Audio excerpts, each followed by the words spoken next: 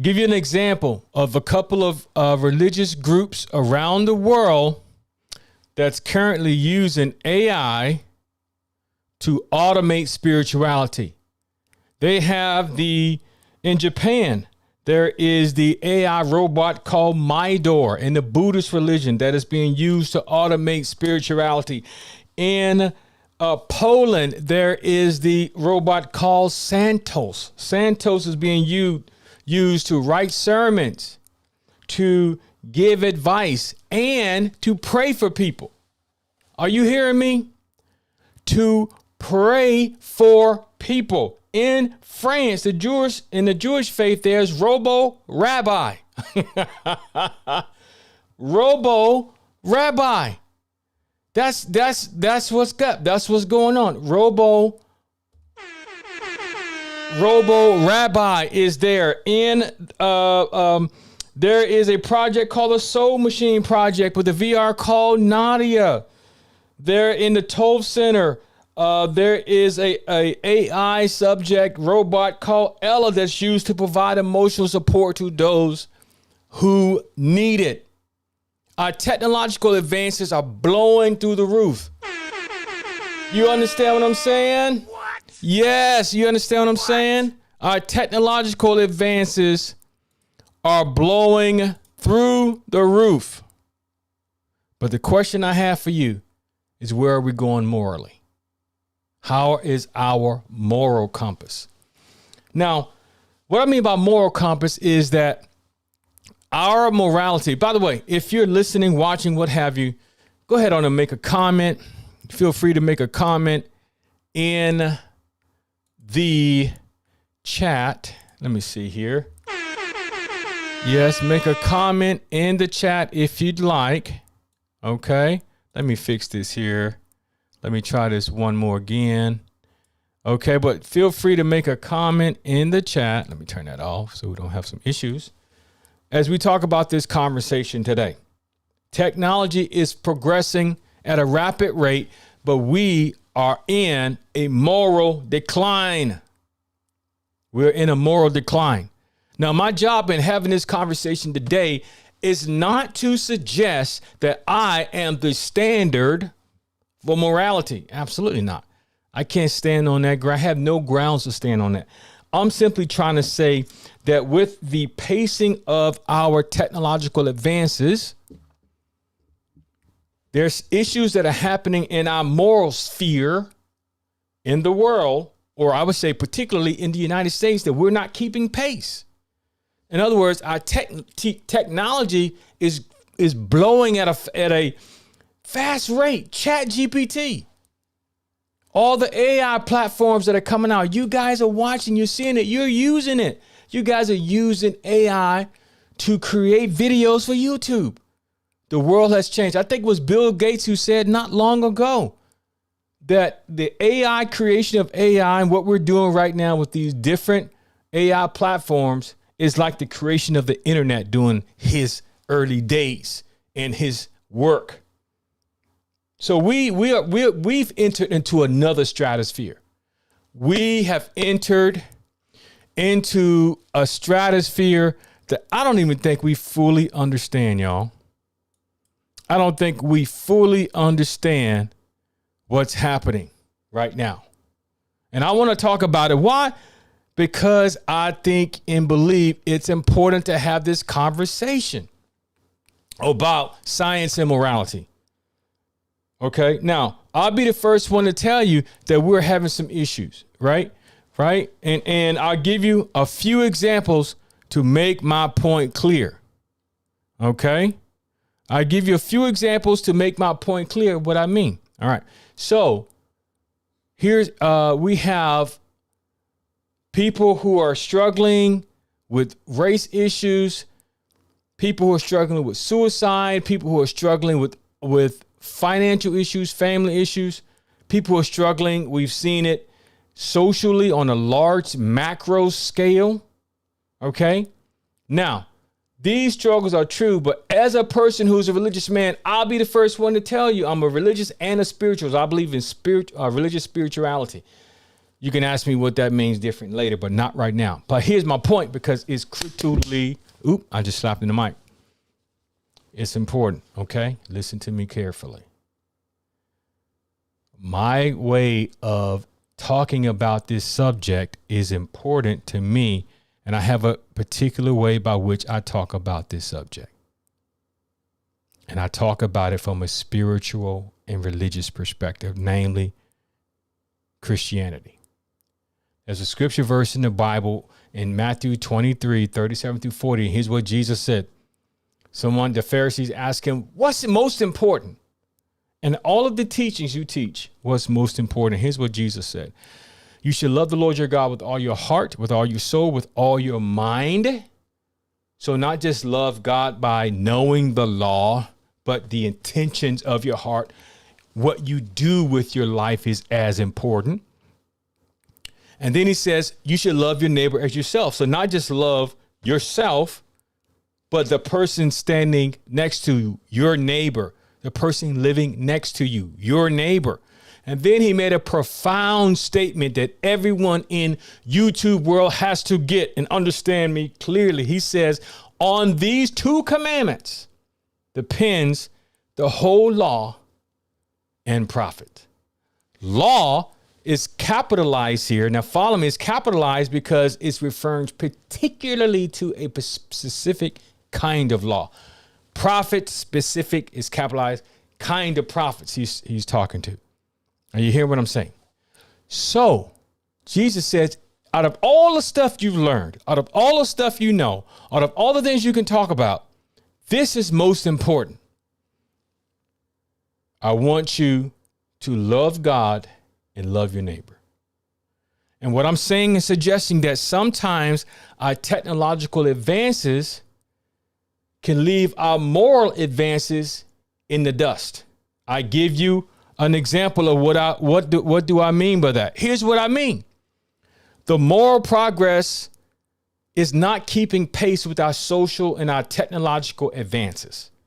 Our moral progress is not keeping pace with our technological advances, right? Our technological progress has outpaced our moral progress. What do I mean by moral? I mean, knowing the value of humanity connectedness, how we relate and how we work with each other is important for our species survival. Now, this is something that you won't hear evangelicals talking about. They'll say it's more important for my church or denomination's survival. That's not what I'm saying. I'm saying that it's understanding our human connectedness is important because all of us are affected indirectly by what someone else does directly. Does that make sense? Are you hear what I'm saying? Okay, so here's a couple of moral issues that we're dealing with that you see every day. One, seduction of money. People still believe that money is everything, baby. Money ain't everything. Okay? Money isn't everything. I still don't like to be broke. But money isn't the answer to everything. Money isn't the answer to everything. And the moment you and I really grasp the fact that passion, meaning, importance is more important than money, then we can begin to get somewhere in our lives. You feel me? All right, let's move on to our next bit here. All right. Fear of loneliness. This is why people commit suicide. This is one of the reasons why people commit suicide is because they feel like no one can understand what they're going through. People can't understand what they're going through. Or like my friend Vin Infante says, he said, when people commit suicide, he's a therapist. He's a licensed therapist. He said people commit suicide is because they can't see an end of their suffering. They can't see the end of it. And so they just take their own lives. Are you following me? Okay. Am I making sense to you? Good. I'm so glad you're here watching this right now. Whenever you watch it, I'm happy. Killing of innocent people. We've seen that in so many different ways, right? I don't know about you. Okay. But I have police officers in my family, immediate family. And I've had this conversation with them. We talk about it. Some of the videos we've watched in social media land of what some, not all, some police officers, this is not saying all police officers are bad. Absolutely. Wouldn't dare to say that, because that means that my very own family members, but they're not. But there are some bad apples there, and we've seen it. And it's caused social unrest. Think about the emotional impact that has had on our entire country in the United States. And people who are watching it in social media land around the world are affected by these kind of lacks of moral judgment. Lapse and lacks of moral judgment. How you shoot a person who's unarmed, running away from you. Doesn't make any sense to me. No threat to me initially. No threat to me at the moment of impact. At the moment when the trigger is pulled. Okay? It's beyond my understanding. That's a lapse in moral. There's something in that person's mind. Now, given the benefit of the doubt, I've never been in those situations, so I can't speak for this environment. But I think you will agree with me that there have been many people on different sides of the aisle who said that some of the force that was used in these circumstances was excessive. In other words, they did not need to use that much force. Labeling of people who are different. Look at how we talk about people who are different. They're this, they're that, they're criminals, they're this. And listen, this conversational statements that I'm making about the lapse, our macro lapse of moral judgment, is not about politics. When we make about politics, then politics rules the day. But I'm saying good moral people understand the difference between right and wrong. There are some things that are just wrong because they are wrong.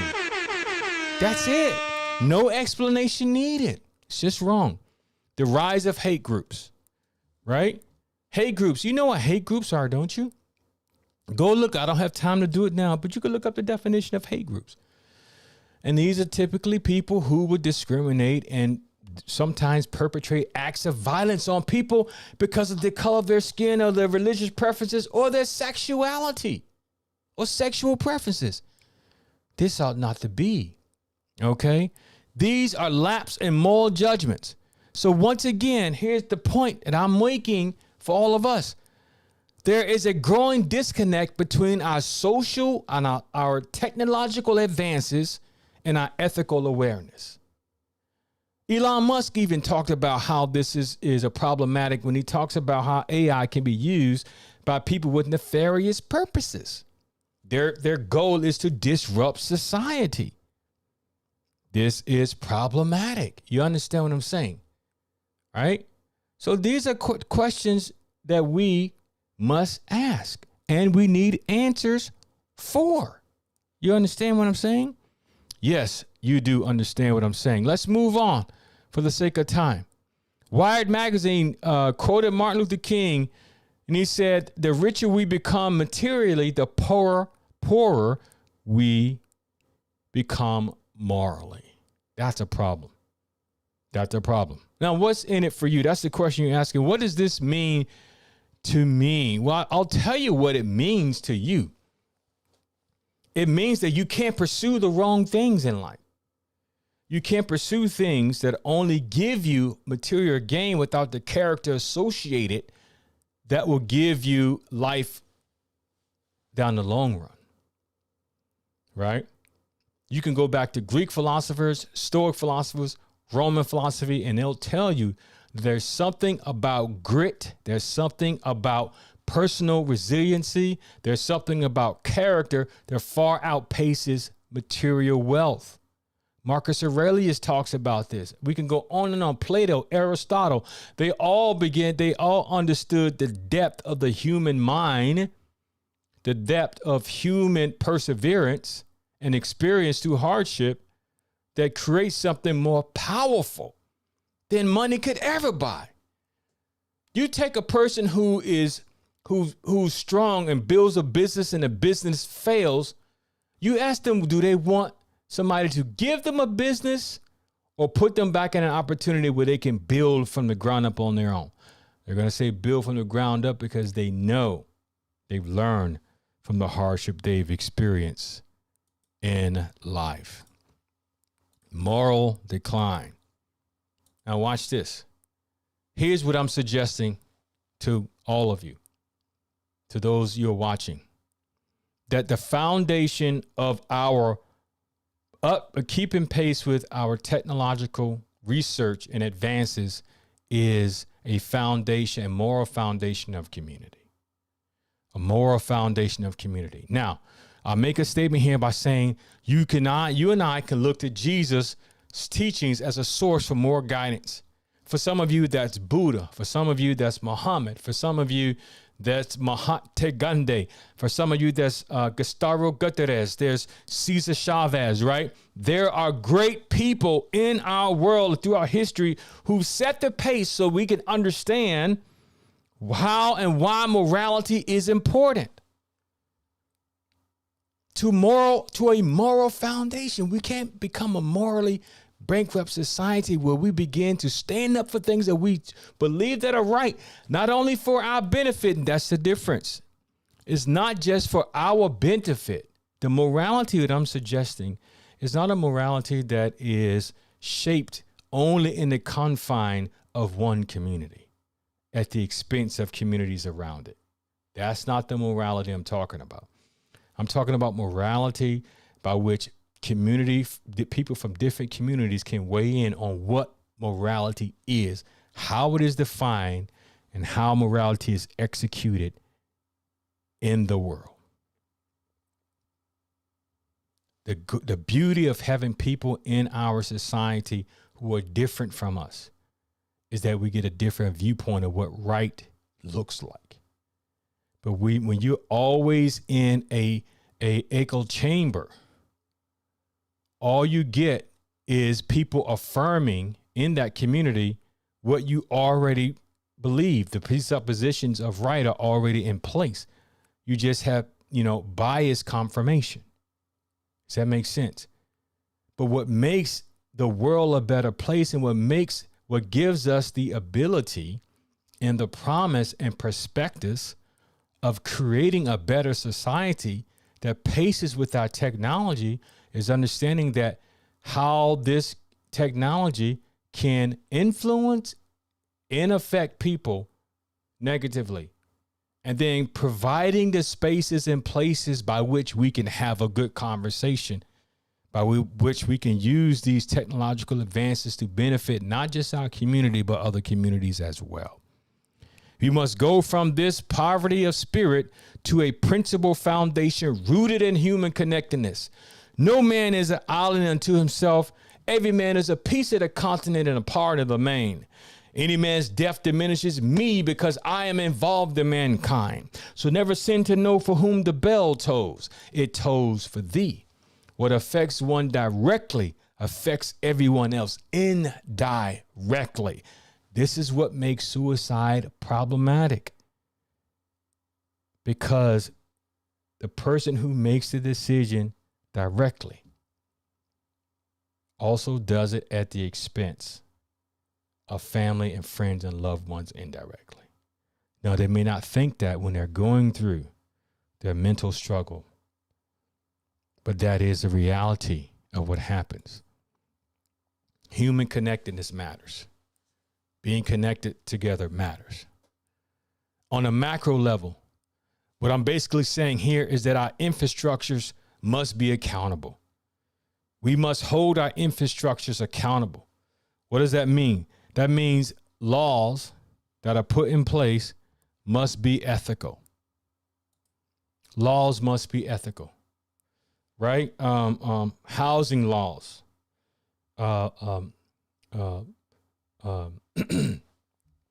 housing laws, by way of example, how we give out loans, bank loans, must be equitable. How we keep communities accountable, how our legal system keeps communities accountable, must be moral and ethical. Okay? You can't treat one group of people one way because they have money, and then treat people who are differently, treat people who don't have money a different way. Or you can't leverage someone who has a lot of money, right, to negate the rights of people who have very little. The Bible talks about this in the book of James. Here's another example.